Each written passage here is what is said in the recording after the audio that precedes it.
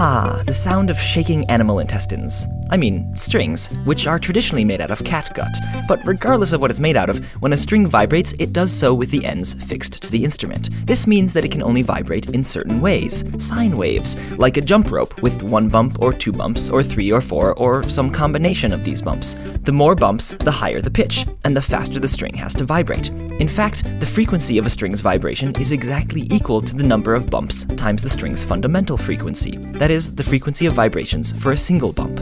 And since most melodious instruments use either strings or air vibrating in pipes which has the same sinusoidal behavior, it won't surprise you to hear that musicians have different names for the different ratios between these pitches. In the traditional Western scale, 1 to 2 bumps is called an octave, 2 to 3 is a perfect fifth, 3 to 4 is a perfect fourth, then a major third, minor third, some other things that aren't in the scale, and from 8 to 9 bumps is a major second, or whole step.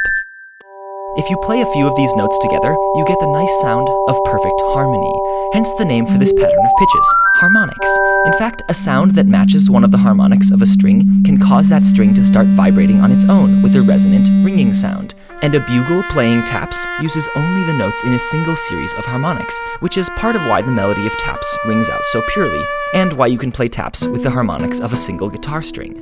Harmonics can also be used to tune string instruments. For example, on a violin, viola, or cello, the third harmonic on one string should be equal to the second harmonic on the next string up.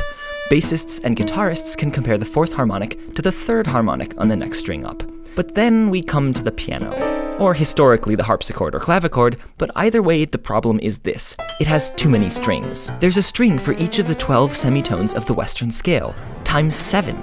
If you wanted to tune these strings using harmonics, you could, for example, try using whole steps. That is, you could compare the 9th harmonic on one key to the 8th harmonic 2 keys up, which works fine for the first few keys.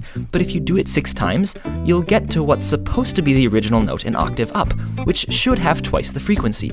Except that our harmonic tuning method multiplied the frequency by a factor of 9/8 each time, and 9 over 8 to the 6th is not 2. It's 2.0272865295541, etc. If you tried harmonically tuning a piano using major thirds instead, you'd multiply the frequency by 5/4 3 times, or 1.953125. Still not 2. Using fourths, you'd get 1.973, not 2. Fifths gives 2.027 again, and don't even try using half steps. You'll be off by almost 10%. And this is the problem. It's mathematically impossible to tune a piano consistently across all keys using perfect, beautiful harmonics. So we don't. Most pianos these days use what's called equal-tempered tuning, where the frequency of each key is the 12th root of 2 times the frequency of the key below it. The 12th root of 2 is an irrational number, something you'd never get using the simple ratios of harmonic tuning. But its benefit is that once you go up 12 keys, you end up with exactly the 12th root of 2 to the 12th, or twice the frequency. A perfect octave.